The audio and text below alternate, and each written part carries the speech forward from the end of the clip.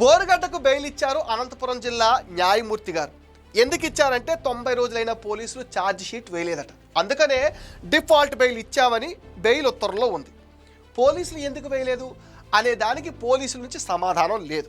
మనకు అందుతున్న సమాచారం ప్రకారం అసలు బెయిల్ విచారణకు వస్తుందనే విషయం అసిస్టెంట్ పబ్లిక్ ప్రాసిక్యూటర్ పోలీసులకు సమాచారం ఇవ్వలేదట.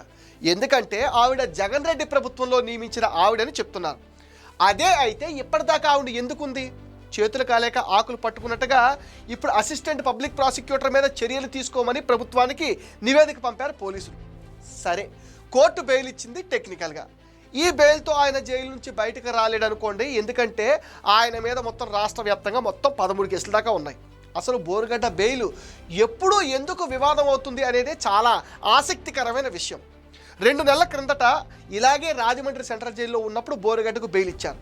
అప్పుడు కూడా బోరుగడ్డ అనిల్ బెయిల్ మీద బయటకు వెళ్ళాడనే విషయం విడుదలైన తర్వాతనే పోలీసులకు తెలిసింది. ఇప్పుడు ఇంతే, బెయిల్ ఇచ్చిన తర్వాత పోలీసులకు తెలిసింది.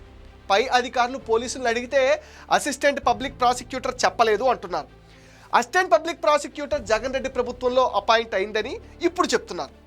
ఇప్పుడు చెప్తే ఎలా? ముందే ఇటువంటి వాళ్ళు అక్కడి నుంచి ట్రాన్స్ఫర్ చేయాలి లేదా ఉద్యోగం నుంచి తీసేయాలి. మైనింగ్ వెంకటరెడ్డి విడుదల విషయం కూడా ఇలాగే జరిగింది. బెయిల్ ఇచ్చారనే విషయం కానీ, విజయవాడ జైలు నుంచి విడుదలై వెళ్ళిపోయాడనే విషయం కానీ జైలు అధికారులకు తప్ప ఇంకెవ్వరికీ తెలియదు. పోలీసులకు కూడా తెలియదు.